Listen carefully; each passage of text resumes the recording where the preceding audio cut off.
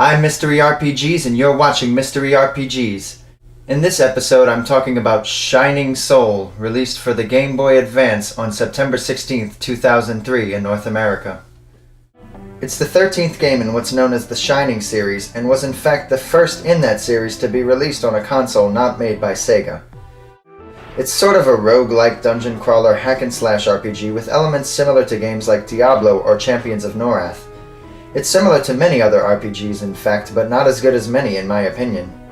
It's very different from all the other games in the Shining series too. Longtime vets of the Genesis and Game Gear Shining Force games will miss the tactical turn-based combat of yesterday. Here you're thrust into 8 dungeons with 10 or more floors each, where the enemies spawn up to 5 at once and attack from all sides in real time. This game is a pretty fun play at first, but after a few dungeons, you start to repeat the same methods and motions over and over to defeat similar boring enemies. You must defeat all enemies on a floor, or spawn and kill a particular enemy to trigger the staircase to the next floor. When a boss fight is coming, a portal appears in place of the staircase. Most 10th floors are the boss battle for that dungeon, with each of the bosses being villains from other games within the Shining series. You collect items, equipment, and experience to defeat these bosses throughout the dungeon floors and eventually fill the limited inventory space you're given. There are only 2 ways to exit a dungeon and return to the village to sell off your unwanted gear when you're maxed out. The first way is dying, thus losing your gold. The better way is to use an item called Angel Wings, which leaves a warp portal in the village leading to the point in the dungeon where you use the wings. There's also a portal left in the village when you die on a boss fight. This is very convenient because you will lose on a boss at least once and need to regroup in town. But do not save your game now. This is one of those games where you don't want to save your game until you've completed a dungeon and defeated its boss. Why? Well, the game ends when you save. It's either a major flaw or the only possible appeal of the game. See, if you have a boss portal or angel wing warp in the town, they will disappear when you turn off the game, aka save. You then have to start the dungeon over again. It's not fun. I didn't know about this initially because I don't have the manual for this game. Maybe they mentioned it and I missed it somewhere.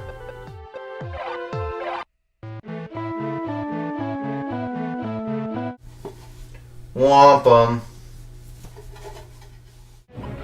Also, if you run out of money during a boss fight, which I did because I forgot to put my money in the bank in town before warping back and getting destroyed again, you'll have to start the dungeon again from the beginning to farm for money and items. Restarting a dungeon also makes the in-town boss portal disappear. I had to kill many monsters for money and find items and sell them back in town in order to stock up items for the boss again. Worst of all is the time taken to redo the dungeon. In this game, the village is kind of a joke. The bank, where you can store money and items, is probably the most important place there. The only useful shops are the item store and the appraisal shop, which is where you bring mystery items you find in the dungeon to have identified, thus enabling them to be equipped or used, but mainly sold. You can also find scrolls in the dungeon that can appraise items too.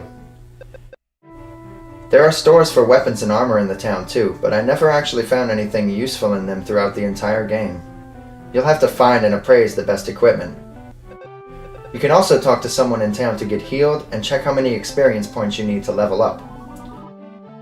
Leveling up in this game consists of a status point race to distribute amongst your stats for strength, vitality, intelligence, and dexterity. These give various bonuses to your character. Skill points are also added when leveling, which allows you to level up to stronger attacks by holding the attack button during combat. This gets old very fast, unfortunately.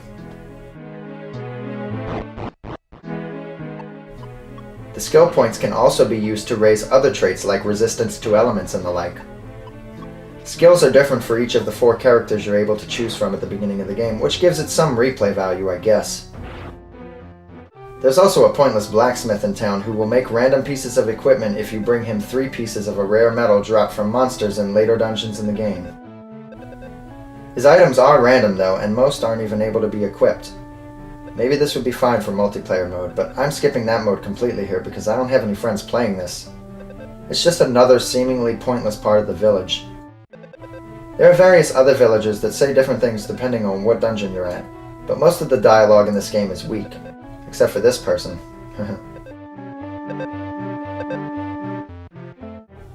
This isn't a game with a deep story or character development at all. I guess it's supposed to be about the gameplay, which isn't enough to make it a good game to me. It's your basic monster wants to destroy the world and you have to stop it story, which I'm fine with. The lack of any real characters or any real dialogue at all is what kills the game completely after the repetitious gameplay. It can be a burden a lot of times, and you might find your hands fatigued from using the L and R buttons to switch between items and weapons during combat.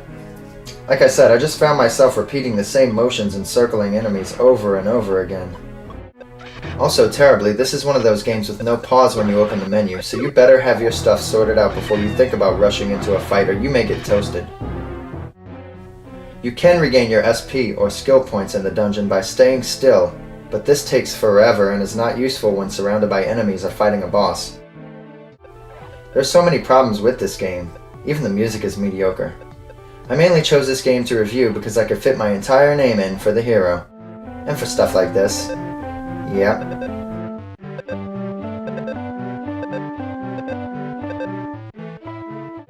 All in all, I've played worse RPGs, but I would avoid this one unless you're really into repetitious games of this genre, or you're just a really die-hard fan of all things Shining. This game does have a sequel and I own it. Maybe I'll play it one day. Maybe I need a break after this stain on the beloved Shining series. Either way, go away, Dark Dragon. There are other Dark Dragons and far better Shining Force games that need to be defeated. Have you played this game? Have you played this game? Tell me what you think about them in the comments. Mystery RPGs.